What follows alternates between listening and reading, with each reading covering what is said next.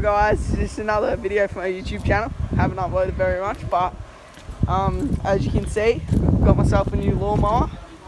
Got it 2 days ago, and yeah, got it going again. And it's a bit dodgy to start, but we'll get it started, guys. So also we've actually got a custom exhaust on here.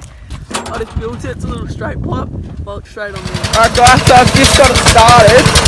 Sounds pretty nice, and I'll just give it a rev. This is with the throttle up.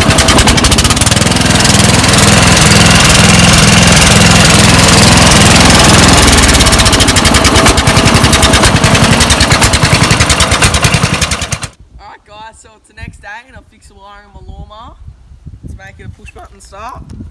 So I just want to make sure you have your throttle up and then just hit starter. It starts like that, and then kill it. So I'll just put that up.